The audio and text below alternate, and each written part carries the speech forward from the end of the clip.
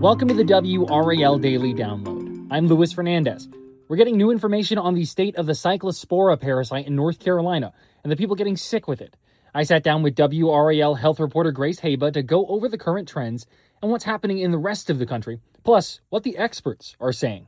Let's take a listen. Grace, we are here on Tuesday, if I remember the day, at 4:13 p.m. Yes. To talk specifically about the latest regarding Cyclospora and cyclosporiasis. Everyone's favorite little buzzwords that they've learned over the past month and a half. Yeah, my favorite thing is learning how people are starting to say it. Yes, which everyone has their own little spin on it. And, this has been obviously kind of in the cultural zeitgeist for, month, 2 months. You've been, front and center covering so much of this, especially from a local North Carolina perspective. So bring us up to speed. Where do things stand right now in the state of North Carolina with Cyclospora? So earlier today, Governor Josh Stein provided the first update today in terms of new case totals, and we learned we've now seen 867 cases in our state. And how that compares to a week ago at this time is that's 149 more cases. So sounds like a lot off the bat, but there's an important nuance to consider here, and that's not to say that all nearly 150 of these cases are from the past 7 days. And that's where this, trace back and these timelines, especially with this parasite, really come into play. Because if you look at the week over update that came out later this afternoon from NCDHHS, it shows that the majority of those cases are actually from middle of July. So they're from several weeks ago.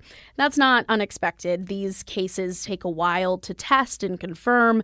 We know that the state sent a number of stool samples to the CDC as well for confirmation. So all of that now is starting to come to fruition in terms of exactly how many infections we had here in our state. That's good context there, because I don't know, left or right when it comes to something like this. So to hear, hey, this is part of the process. And it just was a reminder for those that are unfamiliar. Cyclospora are parasites that can be found on pieces of produce. In particular, I think leafy vegetables like the lettuce and things like that tend to be the main ones. And then they cause some pretty intense symptoms, primarily. What's the proper way to phrase that? Intestinal. The very scientific way is explosive diarrhea. That's pretty much it. That's a fun little reminder. If you watch any kind of local news over the past couple of months, it's just a lot of that over and over again. Yes. So this comes as we're getting this North Carolina information. Paying attention to things. I believe it was Michigan yesterday announced that they had, was it a couple of people? How many people that died? Yeah, the first 2 deaths that we've seen so far this year. And we want to say that, deaths from cyclosporiasis still remain extremely rare. And it's not necessarily from the parasite itself. It's from what the parasite does to your body. That explosive diarrhea, it seems kind of funny, right, to talk about, but it can cause severe dehydration, and especially in people who have underlying medical conditions, which the Michigan State Health Department came out and said both of these individuals did. They are far more likely to have, adverse consequences to a stomach bug, right? If you're not able to retain liquids and fluids. And once again, important context to all of that there. So we have these new numbers from North Carolina. What does that mean for just kind of like where this trajectory of Cyclospora and cyclosporiasis, the actual the illness, is that the right way? The infection. Yeah, the infection. Where do we stand currently with like the trajectory of these things? Is this expected? Are we moving in a good place? Yeah, so we're moving in a positive direction, and that's kind of why I wanted to start out by saying not all 149 cases are necessarily from the past 7 days, and that they're from several weeks ago, and we're just starting to see them reflected in our data sets. That's what you want to see happen. It's kind of similar to flu or peak COVID seasons. You see those peaks, and then those cases are kind of reflected back and dating back as you get more information about certain patients and when their symptoms started happening and things like that. So this is not uncommon, but it is important to know that we're not necessarily out of the woods yet either. Just because we're seeing cases go down, you can still get cyclosporiasis any time of year. It can be December, and if you start having these symptoms, it's still worth bringing bringing it up and going to get treated by, a GI specialist, because this parasite doesn't really care what time of year it is. We as a country just tend to see more of these cases over the summer because, as you mentioned, this thrives on fresh produce, your leafy greens, your berries. Past outbreaks have been tied to things like raspberries. North Carolina hasn't identified one particular thing. They think it's actually being driven by several items. So that could be lettuce, it could be cilantro, it could be parsley, it could be a berry, it could be all of the above. So just because we're seeing these cases go down, CDC still says Cyclospora season runs through August 31st. So that's when you really need to be exercising extra caution when it comes to these types of items.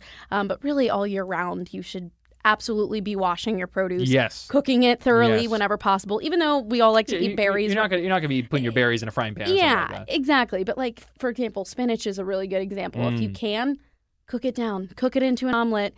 That's going to kill it off. Cook it into your pasta sauce. Things like that will help reduce your risk of infection. That's important. Now, you've spoken with a lot of experts just in general over this month and a half, however long really this Cyclospora concerns have been growing. When you have spoken to them recently, how are they feeling? Where are things at? What are they recommending? Yeah, I mean, it's not by any means, I don't think, ever in our state we were at the level that Michigan is. Yeah, Michigan's levels were pretty bad. Yeah, as a country, we've seen the most cases we ever have. It's at approximately 18,000 right now from confirmed and suspected combined. And Michigan accounts for the vast majority of them. They have over 11,000 themselves. Wow. So again, we have 2 deaths now that we know have been sourced to the Michigan outbreak in over 11,000 cases. And those are just the ones of people who actually went and got tested. Sure. So the true number is likely thousands more than that. So to put it in context, for a state like North Carolina, we haven't even hit the 1,000 mark yet. Could we? I think it's possible for sure. But I think also that has to do with greater awareness. We have a ton of headlines. We've talked about it a lot. That's true. We know of at least a couple people who went to go get tested because of our reporting. So I do think that not only greater awareness from patients, but from the physician side of things too, and in urgent care is just greater awareness to order those tests, are also contributing to a greater volume of cases that we've seen. So in terms of what's next, physicians aren't saying like, oh yeah, you're good. You can go out and not worry about this thing ever, because you can never say that. You can, again, get it in December. You can get it in May. You can get it now. But it is unlikely that what we saw making people sick a month and a half ago is still what's being responsible for these new infections, because produce just doesn't live that long. I was talking to Dan Haggerty of all people about this earlier today, where it's, this isn't the same batch of food, right? So that's an important context there too. Yeah. Yeah. And again, it goes back to these cases that we're seeing reflected in the numbers, and why, if you look at the chart that DHHS has put out with the weekly numbers, we're not seeing 149 cases in one single bar. They're distributed in weeks past. And so it's because someone might have gotten tested a month ago and it's taken that long for their sample to be confirmed. And now that date is being traced back and reflected in our state data. So the good news is that if it, for example, was lettuce here, that lettuce is not on shelves anymore. I mean, I got stuff a week ago and it's already going bad, know? So that's a little bit of a saving grace for us. But at the same time, you can, again, get this at any point of the year. So you can't ever rule anything out. Is there anything else, just in general, that I failed to mention that you'd like to add about Cyclospora/cyclosporiasis, which really turns into a really great kind of like tongue twister for you? It really does. Yeah. Say it 5 times fast. I think just it's interesting because when we were sitting down to talk, we were wondering what the, latest headlines and things like that were. And even just within the past few hours, we've seen a national report come out by the Washington Post that they said a few sources told them that there is going to be an expansion of the FDA's investigation in terms of that shredded lettuce. We've seen this happen a few times now, where it started with Michigan. Then we saw, 4 other states added. Now I believe the current number is supposed to be 15. So we, at this point in North Carolina, as of 4:22 p.m. on Tuesday, haven't been directly tied to the shredded lettuce outbreak involving Taylor Farms, involving Taco Bell. But that could potentially change. And that's why these health investigations too remain ongoing. These traceback efforts aren't going to stop anytime soon. And as we've mentioned with cyclosporiasis, we may never have an answer in terms of what exactly it was that made somebody sick. I've talked to people who got sick a year ago. They went and got tested. They got the Bactrim, which is the antibiotic you typically get. They still have no idea. So you might just never know. If there's one thing we've learned throughout this whole process is that sometimes these investigations and this testing, it truly takes time. It takes a lot of time. Yeah. I mean, who can remember everything they ate yesterday, let alone 12 days ago, 14 days ago? Yeah. It's hard. It's a good point. Thank you for listening to the WRAL Daily Download and for making us part of your morning routine.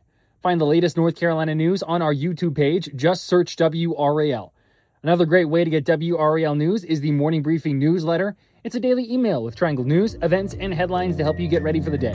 Sign up at WRAL.com/newsletter.